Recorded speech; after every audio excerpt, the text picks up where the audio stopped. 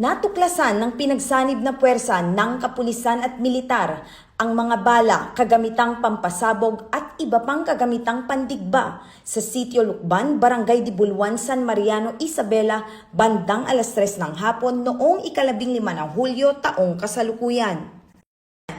Isinagawa ang operasyon bilang bahagi ng 3 araw na minor combat operation ng mga tauhan ng 1st Isabela Provincial Mobile Force Company, katuwang ang Provincial Intelligence Unit ng Isabela Police Provincial Office, 2 of 1st Maneuver Company ng Regional Mobile Force Battalion 2, Regional Intelligence Unit 2, Isabela Provincial Explosive Ordnance Disposal and K9 Unit at 95th Infantry Battalion, Philippine Army.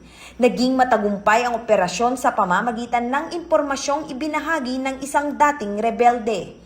Sa isinagawang paghuhukay, na-recover ang isang MK2 fragmentation hand grenade, 5 40mm high explosive cartridges, iba't ibang uri ng 7.62mm ammunition, commercial detonating cord, 2 improvised anti-tank devices, firing wire, blasting machine at isang portable generator. Ang lahat ng na-recover na military ordnance at improvised explosive devices ay agad na isinuko sa Isabela PECU para sa wastong paghawak at disposisyon.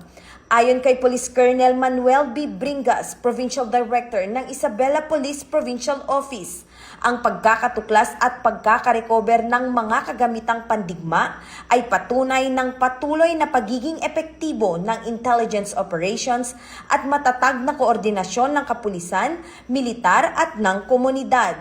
Patuloy na paiigtingin ang mga operasyon upang mapigilan ang anumang banta sa seguridad at mapanatili ang kapayapaan sa lalawigan ng Isabela.